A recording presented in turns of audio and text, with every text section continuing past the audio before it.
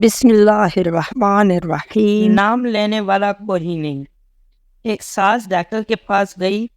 اس نے ڈاکٹر کو مخاطب کرتے ہوئے کہا کہ ڈاکٹر صاحب کوئی ایسا دوا دیں کہ اس مرتبہ میری بہو کا بیٹا ہی ہو۔ دو بیٹیاں پہلے ہیں، اب تو بیٹا ہی ہونا چاہیے۔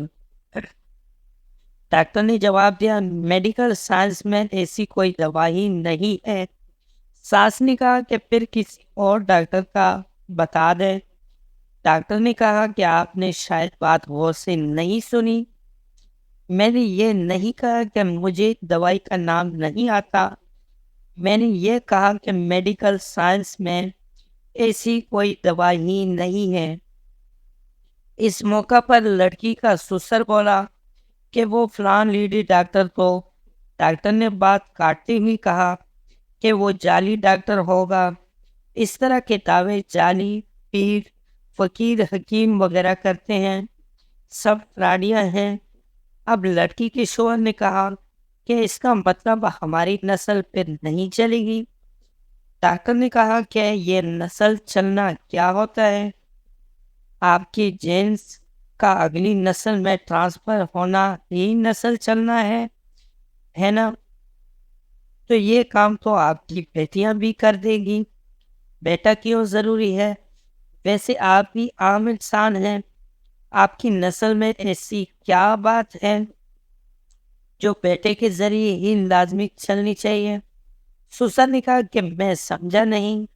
ڈاکٹر نے کہا کہ سائی وال کی گایوں کی ایک مخصوص نسل ہے جو دودھ زیادہ دیتی ہے، بالفرض اس نسل کی ایک گائے بچ جاتی ہے تو پریشان ہونا چاہیے کہ اس سے آگے نسل نہ چلی تو زیادہ دودھ دینے والے گایوں کا خاتمہ ہو جائے گا۔ طوطوں کی ایک مخصوص قسم باتیں کرتی ہیں، بالفرض اس نسل کی ایک طوطی بچ جاتی ہے تو فکر ہونی چاہیے کہ اگر یہ بھی مر گئی تو اس نسل کا خاتمہ ہو جائے گا۔ آپ لوگ عام انسان ہیں، باقی 6-7 ارب کی طرح۔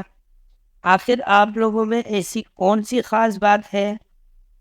یہ بات سن کر سسر نے کہا کہ ڈاکٹر صاحب کوئی نام لینے والا بھی تو ہونا چاہیے۔ ڈاکٹر نے اس سے سوال کیا کہ آپ کے پردادے کا کیا نام ہے؟ اس موقع پر سسر بس اتنا کہہ سکا کہ وہ میں ہم میں ہوا۔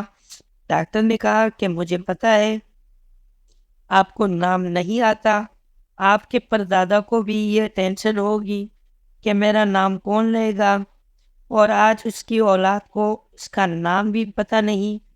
ویسے آپ کے مرنے کے بعد آپ کا نام کو کوئی لے یا نہ لے، آپ کو کیا فرق پڑے گا؟ آپ کا نام لینے سے قبر میں پڑی آپ کی ہڈیوں کو کون سا سرور آئے گا؟ غور فکر کیجئے، کائنات کے سب سے محبوب ترین ہستی رسول اللہ صلی اللہ علیہ وسلم، جن کو اللہ تبارک و تعالیٰ نے بیٹے عطا فرما کر واپس لے لیے اور ایک بیٹی سے نسل کو پھیلایا، لہٰذا بیٹی اور بیٹیوں میں ہرگز فرق نہ کریں، دونوں اللہ پاک کی نعمت بھی ہے اور رحمت بھی۔ جزاک اللہ۔ دوستوں، آج کی ویڈیو آپ کو کیسی لگی؟ امید ہے کہ ویڈیو پسند آئی ہوگی۔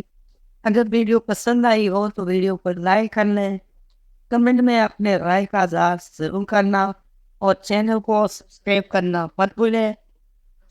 ملتے ہیں اگلے ویڈیو میں، تب تک کے لیے اللہ حافظ۔